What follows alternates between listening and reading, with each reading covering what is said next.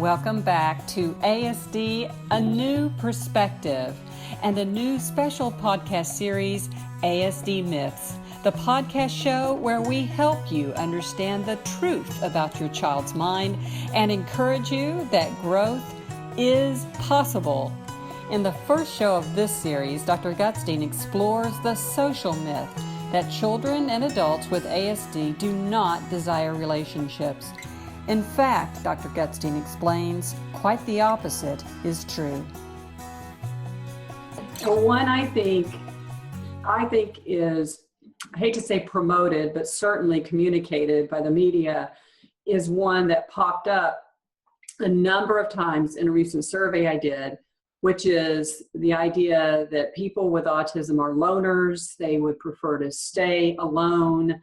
It's an old myth, I feel like, that I heard about when I was growing up, and it kind of stuns me that this idea that they don't have a desire for relationships, when in fact I have found that many, like people do, many long for relationships. Oh, yeah.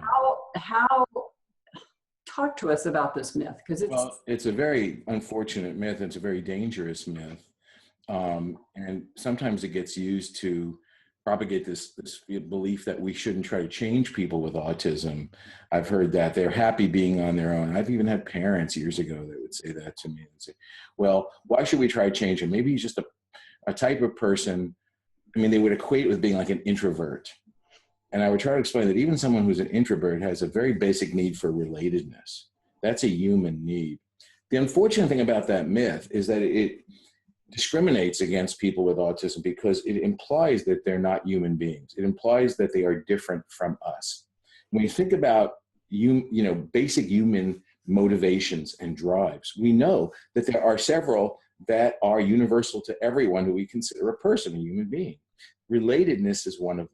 It doesn't mean there's a diversity in how much we want to be related, what percentage of our lives we want a relationship.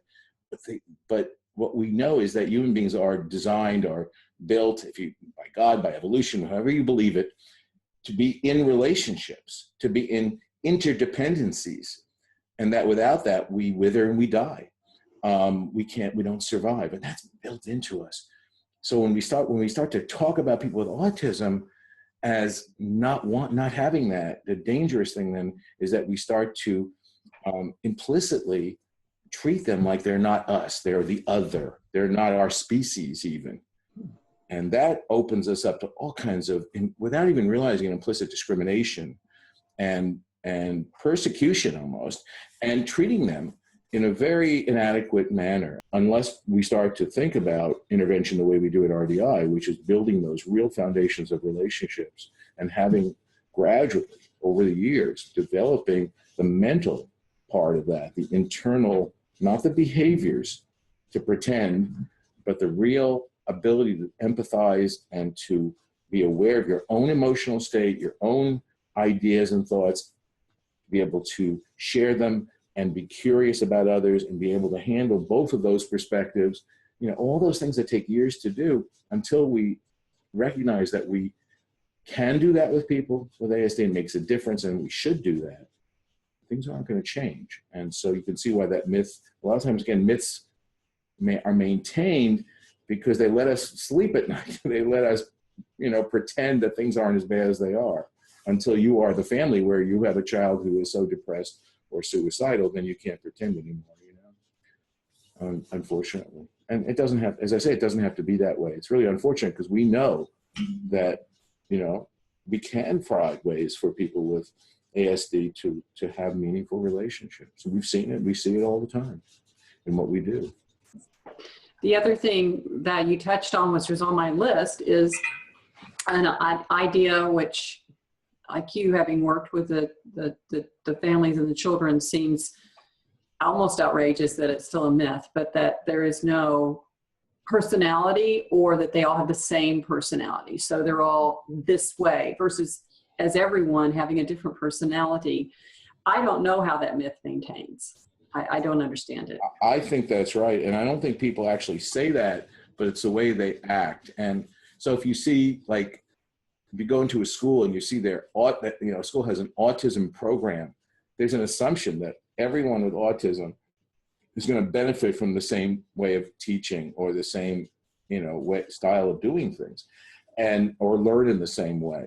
And the idea that people with autism are that different, again, lumping them together, not as human beings who have a neurological, vulnerability that prevents them from obtaining certain experiences, but of being this sort of distinct subspecies, right? That all act this way and all have the same desires and motivations, and they all like to play with trains, and they all like this. It's sort of convenient.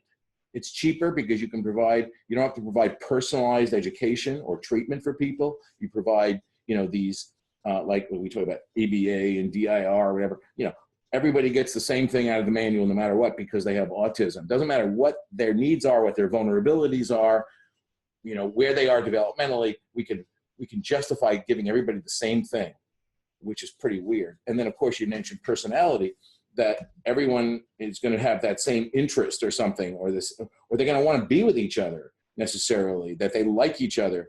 And, I think people with ASD, when they do, form friendships, relationships, it's because there is some compassion or understanding for one another.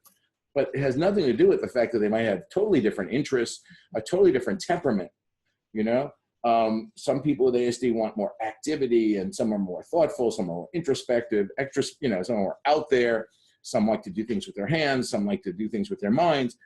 And, just like anyone else, there's an entire range of things. I think the problem is because of the impairments that they have, because of the lack of opportunity for growth, that those impairments cover up their personalities, they cover up their individuality, their uniqueness. And that's what we get to see because of what we do. When those impairments are no longer so significant in terms of their growth, when we see them all moving towards growth and not basically in an avoidance or maintaining stability at all costs, then we get to see who their personality is.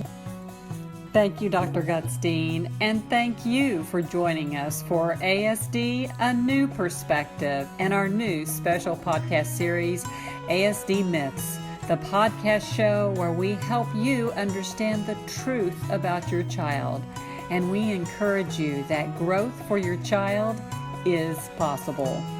I'm Kat Lee. See you next time.